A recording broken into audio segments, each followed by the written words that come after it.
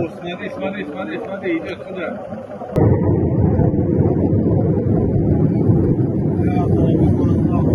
Вот, видели эту волну?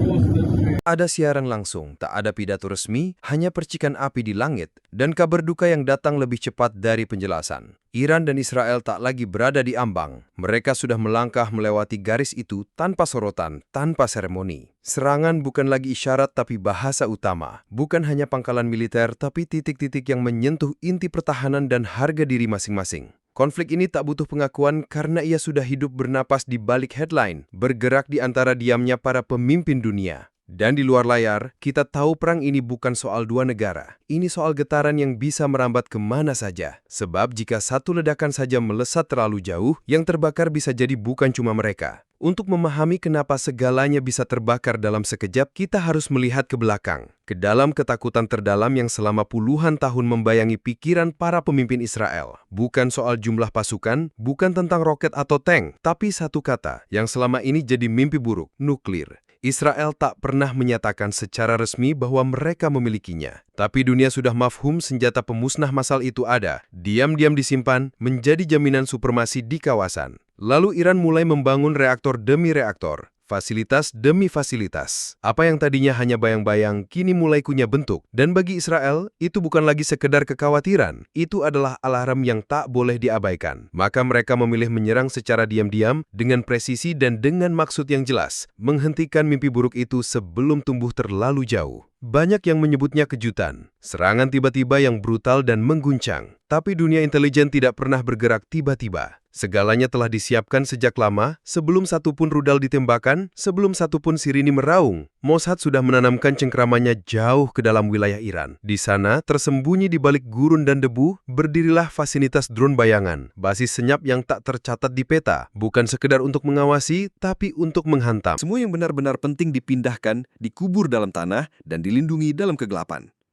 Hasil akhirnya mencengangkan. Rudal-rudal Israel membakar panggung yang memang sengaja disiapkan untuk dibakar. Iran tidak lagi menunggu waktu mereka melancarkan serangan balasan tanpa jeda, tanpa ragu. Operasi ini diberi nama Janji Sejati 3, sebuah sinyal bahwa ini bukan ledakan emosi sesaat, melainkan bagian dari janji lama yang kini ditepati.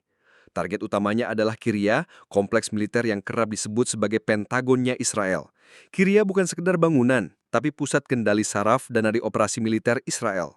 Namun Iran tak berhenti di situ. Serangan juga diarahkan ke Tel Aviv dan Haifa. Bagian gedung konsulat Amerika Serikat turut terkena dampaknya. Sebuah pesan politik yang lantang disampaikan. Tak ada sekutu yang bisa merasa benar-benar aman. Haifa bukan kota sembarangan. Disitulah pelabuhan militer utama Israel berada. Gudang amunisi, instalasi rudal, dan jalur logistik vital bersumber dari kota ini. Sedangkan Kiryat berarti mengguncang fondasi suplai militer Israel dari dalam. Tapi yang paling mengejutkan adalah klaim Iran yang menyebut telah berhasil menghantam kantor Mossad. Lembaga ini bukan intelijen biasa. Mereka adalah tangan panjang Israel dalam operasi rahasia lintas negara, mulai dari pembunuhan ilmuwan hingga sabotase nuklir. Bila serangan itu benar-benar terjadi, dampaknya tak hanya fisik, tapi juga menghantam pusat kendali operasi intelijen Israel secara menyeluruh. Menariknya, selama ini Iron Dome dikenal sebagai tameng udara paling canggih di Timur Tengah, sistem pertahanan yang bisa mencegah rudal sebelum menyentuh daratan. Tapi kali ini, Israel tak hanya diserang, mereka dibuat kewalahan. Strategi Iran tidak bertumpu pada satu jenis senjata, mereka menciptakan badai bertingkat. 100 lebih drone Shahed diluncurkan lebih dulu. Fungsinya bukan untuk menghancurkan, tapi untuk mengacaukan radar, memancing perhatian, dan memberi tekanan tanpa henti. Lalu gelombang kedua datang, rudal balistik model lama. Bukan sebagai pukulan utama, tapi sebagai membanjiri sistem. Tujuannya jelas, membuat Iron Dome sibuk memilih mana yang harus dicegat dan mana yang dibiarkan lewat. Saat baterai pertahanan mulai kelelahan, barulah Fatah rudal hipersonik berkembang kembali, berada di posisi paling rapuh. Konflik ini bukan sekedar urusan dua negara, tapi seperti batu kecil yang dilempar ke danau tenang. Riaknya mengguncang semua yang ada di permukaan.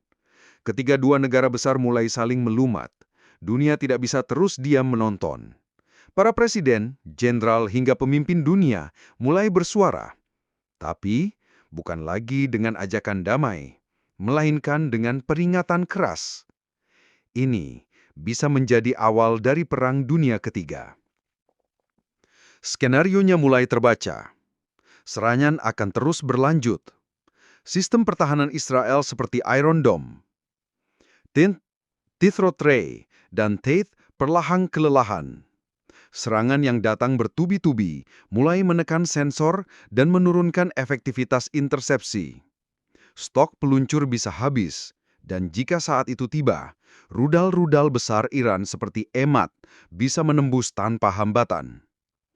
Iran mulai mengarahkannya ke wilayah sipil. Mereka beralih Israel lebih dulu menargetkan warga biasa.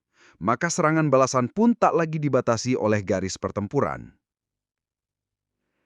Di sisi lain, jika Iran kehilangan kekuatan drone dan senjata strategisnya, maka mereka harus menarik perlindungan dari pangkalan militer, membuka celah bagi serangan Israel yang lebih dalam. Dan jika kondisi ini terus berkembang, keterlibatan Amerika Serikat hanya soal waktu. Dunia kini berdiri di tepi jurang.